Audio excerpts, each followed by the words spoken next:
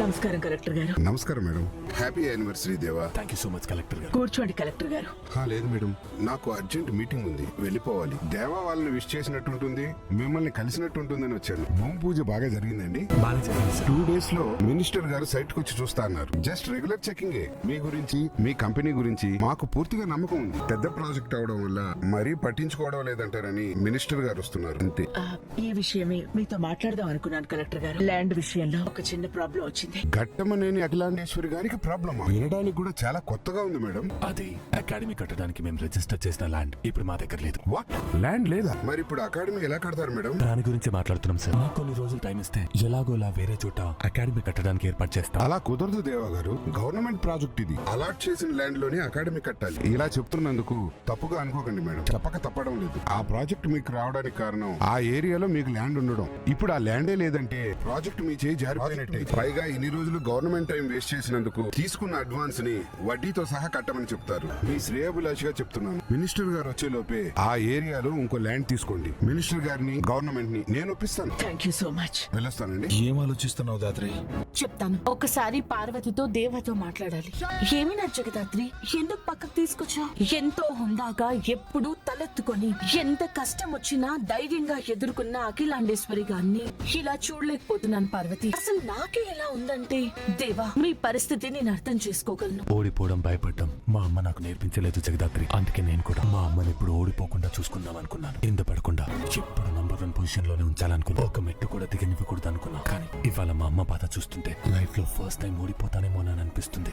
నేను ఓడిపోయి మా అమ్మని కూడా ఈ ప్రపంచం ముందు ఓడిపోయేలా చేస్తానేమోనని భయంగా ఉంది. ఇప్పుడు ఈ ప్రాజెక్ట్ క్యాన్సిల్ అయితే పరువు పోతుంది. అఖిలాండేశ్వరి గారు ప్రాణం కన్నా పరువుకే విలువిస్తారు. ఎట్టి పరిస్థితుల్లో ఆ ప్రాజెక్ట్ చేజారిపోకూడదు, అంతే కదా? అవును, కానీ ఆ స్టేడియం కట్టడానికున్న స్థలం హేమ గ్రూప్ ఆఫ్ కంపెనీస్ కదా. ఆ స్థలం లేకుండా ఏం చేసిన ప్రాజెక్ట్ ఉండదు. అదే ఏరియాలో అంతే విలువైన అలాంటి స్థలమే మనం గవర్నమెంట్ కి చూపిస్తే. కానీ స్థలం ఎక్కడి నుంచి తీసుకొస్తాం? వజ్రపాటి గ్రూప్ ఆఫ్ ఇండస్ట్రీస్ కి ఆ ఏరియాలో ల్యాండ్ ఉంది. కానీ కౌశికి గారు గాని సుధాకర్ గారు గాని ఆ ల్యాండ్ ఎందుకు ఇస్తారు? హేమ గ్రూప్ ఆఫ్ ఇండస్ట్రీస్ కి ఇచ్చిన ఆఫరే ఇస్తే అప్పుడు ఓకే చెప్తారు కదా. సుధాకర్ గారి కూతురు మాధురికి చరణ్ కి పెళ్లి ఫిక్స్ చేస్తే ఆ 2 కంపెనీస్ టైప్ అయినట్టు ఈ 2 కంపెనీస్ టైప్ అవుతాయి కదా. అప్పుడు అసలు ప్రాబ్లమే ఉండదు కదా. Brilliant thought Parvati.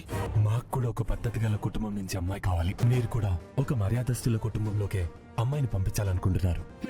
ఘట్టం లేని కంపెనీ, వజ్రపాటి కంపెనీ కలిసి ఒక వెంచర్ స్టార్ట్ చేయబోతున్నారంటే దానికి ఎవ్వరు అడ్డు చెప్పరు. మీరు వెళ్ళి మీ సైడ్ నుంచి మీ ఫ్యామిలీని ఒప్పించండి, మేం మా ఫ్యామిలీని ఒప్పిస్తాం. సరే, నువ్వేం చెప్పదలుచుకున్నావో మాకు అర్థం కావట్లేదు జగదాత్రి. అవును, అఖిలాండేశ్వరి గారికి వచ్చిన ఈ కష్టాన్ని మనం తీర్చుచుంటున్నాం. అసలు మనం ఏం చేయగలం?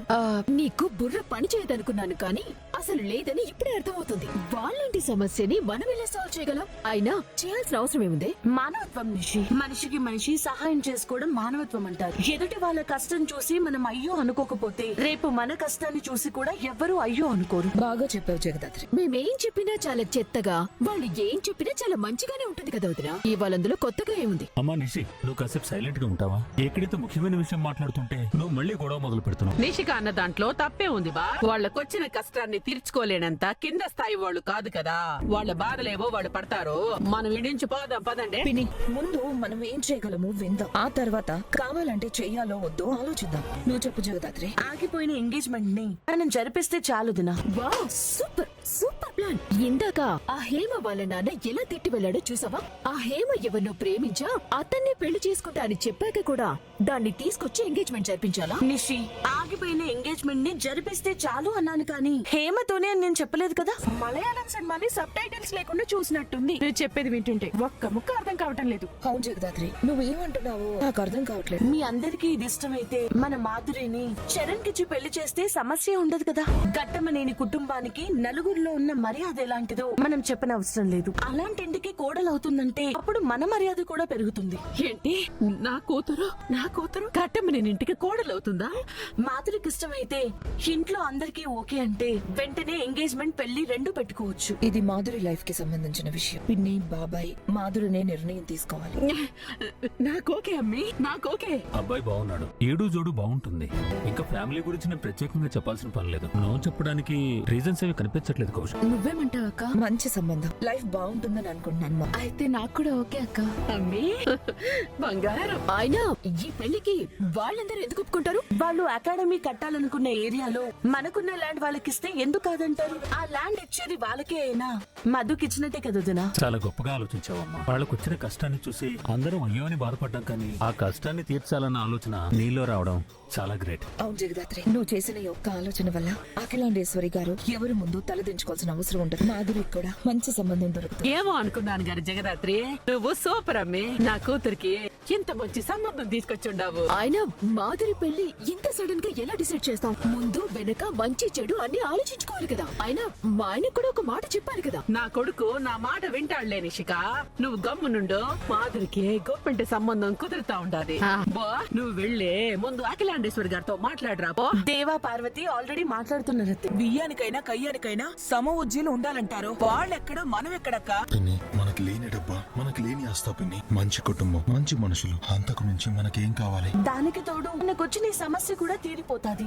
శ్వేత్, చెప్పండి పెద్దమ్మా. ఇది నీ జీవితం. ఇందులో నిర్ణయం తీసుకోవాల్సింది నువ్వే. నాకు మీ మాట వినడం తప్ప ఎదురు చెప్పడం తెలియదు పెద్దమ్మా. మీరే నిర్ణయం తీసుకున్నా నాకు ఓకే. సరే పెద్ద బాబు, కౌశికి జగదాత్రి లాంటి సంస్కారవంతులున్న ఇంట్లో అమ్మాయి కాబట్టి నాకే అభ్యంతరం లేదు. అమ్మగారు అయితే వెళ్ళి మాట్లాడదాం రండి అమ్మగారు. అలాగే, చల్లగా ఉండండి, సంతోషంగా ఉండండి నాన్న. ఇంటికొచ్చిన కోడలు ఉన్న పేరు ప్రతిష్టల్ని ముందుకు తీసుకెళ్తుంది అంటారు, కానీ నువ్వు ఇంటికి రాకుండానే మా ఇంటి పరువుని కాపాడా. ఈ ఇంటికి రాబోతున్న మహాలక్ష్మి అమ్మ నువ్వు. అవును అఖిలాండేశ్వరి గారు, ఇది పుట్టాకే మాకు ఇంకా కలిసి వచ్చుండాది. అదృష్టవంతురాలని తెలుసు గాని మరి ఇంత అదృష్టవంతురాలు అనుకోలేదు. మీ కూతుర్ని మీ ఇంట్లో ఎలా చూసుకున్నారు, ఎంత సంతోషంగా ఉందో అంతకంటే ఎక్కువ సంతోషంగా మా ఇంట్లో కూడా ఉంటుంది. మీరు ఆ మాట మళ్ళీ చెప్పాలండి. తల్లి లాంటి మీరుండగా కూతురు సంతోషం గురించి నాకే చింత లేదు. మీరు చేస్తున్న ఈ సహాయం ఎప్పటికీ మర్చిపోలేము అంకుల్. 10 నిమిషాల ముందు వరకు మా అమ్మ కళ్ళలో టెన్షన్ చూశాను, ఇప్పుడు సంతోషాన్ని చూస్తున్నాను. అంతా నీ వల్లనే జగదాత్రి. అడగకుండా నేను చేసిన ఈ సహాయానికి ఈ ఘట్టం లేని కుటుంబం నీకు ఎప్పుడు అండగా ఉంటుంది. ఊరుకోండి దేవా, ఎవ్వరూ చేయలేని పని, చెయ్యకూడని పని నేనేం చేశాను? ఏదో నాకు తోచింది చెప్పాను అంతే. అయినా ఈ పెళ్లి ఒప్పుకున్న మీ 2 ఫ్యామిలీస్ గ్రేట్. ఇందులో నాది ఉంది చెప్పండి. నువ్వెక్కడుంటే అక్కడ సంతోషం ఉంటుందంటారు. ఆ మాట నిజం చేశారు. అందరి సంతోషం గురించి ఆలోచించే నీకు ఆ దేవుడు ఎప్పుడు మంచి చేస్తాడు. జగదాత్రి, నువ్వు కూడా నా బిడ్డ లాంటి దానివే. నీకే అవసరం వచ్చినా ఈ అమ్ముందని మర్చిపోకు. అమ్మి జగదాత్రి, అందరూ పొగిడితే దిష్టి పడుతుందేమో గాని నువ్వు మాత్రమో నిజంగా చాలా మంచిదానివమ్మి. సరే అఖిలాండేశ్వరి గారు, మీరనుకున్న ముహూర్తానికే పెళ్లి పెట్టుకుందాం. రేపు నిశ్చితార్థం పెట్టుకుందాం. ఏమంటారు? అలాగే సుధాకర్ గారు. ముందు నా ఇంటిని కబ్జా చేశావు, పెళ్లికి అమ్మ వదిని, తరువాత మా మావయ్యని, ఇప్పుడు నీ పేరెత్తితేనే మండిపడే మా అత్తయ్యని కూడా నీ వైపుకు తిప్పుకున్నావు. అసలు నా నిర్ణయంతో సంబంధం లేకుండా చేస్తున్న ఈ పెళ్లి ఎలా జరుగుతుందో నేను చూస్తాను. యువరాజ్ యువరాజ్ యువరాజ్, నీకు ధైర్యం లేదనుకున్నాను, కానీ ఈ మీనన్నే మోసం చేసేంత ధైర్యం ఉందనుకోలేదు. మిమ్మల్ని నేను మోసం చేయడం ఏంటి బాయ్? నేనెందుకు మిమ్మల్ని మోసం చేస్తా? మరి పెళ్లి కూతుర్ని కిడ్నాప్ చేసి ఆ ఇంట్లో పెళ్లి ఆపి వాళ్ళని నా కాళ్ళ దగ్గరికి తీసుకురామంటే నువ్వేం చేశావు? అది ఇంట్లో పెళ్లాగుతుందని నీ చెల్లి నా ఇంటికి కోడల్ని చేయడానికి సిద్ధపడ్డావు. ఆ విషయం నాకు తెలియకుండా దాయాలని చూస్తున్నావు కదా. మాధురి అఖిలాండేశ్వరి గారి ఇంట్లో మనిషిని పెళ్లి చేసుకుంటుందా? మీరేం చెప్తున్నారు? నాకేం అర్థం కావట్లేదు బాయ్. నాకు కూడా అక్కడ ఏం జరిగిందో అర్థం కావట్లేదు యువరాజ్. 2 రోజుల్లో నీ చెల్లికి ఆ అఖిలాండేశ్వరి మరిది కొడుక్కి పెళ్లి. ఆ పెళ్లి జరగకూడదు కూడదు అని జరిగితే నువ్వు నా దగ్గర పని చేస్తున్నావన్న విషయం కూడా మర్చిపోయి మీ ఫ్యామిలీని సర్వనాశనం చేసేస్తా. బాయ్ బాయ్, ప్లీజ్ బాయ్, అలా ఏం చేయకండి బాయ్. ఎక్కడ ఏదో పొరపాటు జరిగింది, నేను వెళ్ళి దాన్ని సరి చేస్తా. యువరాజ్, నీ కుటుంబం ప్రాణాలతో ఉండాలన్నా, మీరు ప్రాణంగా కాపాడుకునే పరువు నిలబడాలన్నా నువ్వు 1 రోజులోపు ఆ పెళ్ళాపాలి. లేకపోతే నేను ఎలాంటి వాడినో, నా పగ కోసం ఎంత దూరం వెళ్తానో నీకు స్పెషల్ గా చెప్పాల్సిన అవసరం లేదనుకుంటా. అంతా అయిపోయింది అనుకుంటే మళ్ళీ మొదటికొచ్చింది. బాయ్ చెప్పినట్టు పెళ్లి ఆపకపోతే డౌట్ లేకుండా ఇంట్లో అందరినీ చంపేస్తాడు. అలా జరగడానికి వీల్లేదు. ఏదైనా ఈ పెళ్లి ఆపి తీరుతా. అమ్మా కౌశికి, అఖిలాండేశ్వరి గారికి మనం ఇవ్వాల్సిన ల్యాండ్ డాక్యుమెంట్స్ అన్ని ఒకసారి కరెక్ట్ గా ఉన్నాయో లేదో చెక్ చేయి. అలాగే బాబాయ్. జగదాత్రి, ఆకలి దంచేస్తోంది, భోజనం వడ్డించు. ఏముండేవమ్మా? మీకు ఇష్టమని సాంబార్ మిరియాల రసం చేస్తాను మావయ్య. ఆహా, నీ నోటి మాటలాగా నీ చేతి వంట కూడా చాలా కమ్మగా ఉంటుందమ్మా. త్వరగా వడ్డించు. సరే. ఏంది బా, ఇప్పటిదాకా అమ్మి కష్టపడి వండితే మళ్ళా వడ్డించమని కూడా అడుగుతున్నావా? అమ్మి నువ్వు కూర్చో, నేను వడ్డిస్తాలే. అయ్యో పర్వాలేదు, ముందు మీరు తినేయండి, తర్వాత మేము తింటాము. కూర్చో అమ్మి. అబ్బోడా, నువ్వు కూడా కూర్చో. ఇవాళ నేను వడ్డిస్తా, మీ అందరూ తిందరు గాని. అబ్బోడా ఇట్రా, అమ్మి పక్కన కూర్చో. రా అబ్బోడా, అమ్మి పక్కన కూర్చో. కూర్చో కూర్చో అబ్బోడా. ఈ రోజు నేను వడ్డిస్తా, చేస్తా, మీరందరూ తినాలా. బూచి, నేను చూస్తుంది అక్కడ జరుగుతుంది ఒకటేనా? చూడడానికి విచిత్రంగా ఉన్నా నమ్మడానికి కష్టంగా ఉన్నా మనం చూస్తుందే జరుగుతుంది. తినమ్మి. ఏంటి ఇదంతా ప్రేమే? నిన్నటి దాకా జగదాత్రిని దెయ్యమన్న మీ పెద్దమ్మ ఇవాళ దేవత అంటుంది. ముందేమో చీపో అంది, ఇప్పుడేమో ప్రేమ పంచుతుంది. ఇప్పుడు ఈ కుటుంబ కథా చిత్రాన్ని నిషి చూస్తే పరిస్థితి ఏమంటావు? తినబోరా. ఆల్రెడీ చూస్తుంది కూడా. అటు చూడు. నువ్వేంటి ఎక్కడ కూర్చున్నావు? లే. నువ్వాగమ్మి. అన్నాన్ని కూర్చున్న అమ్మిని లేపేస్తా ఉండవు.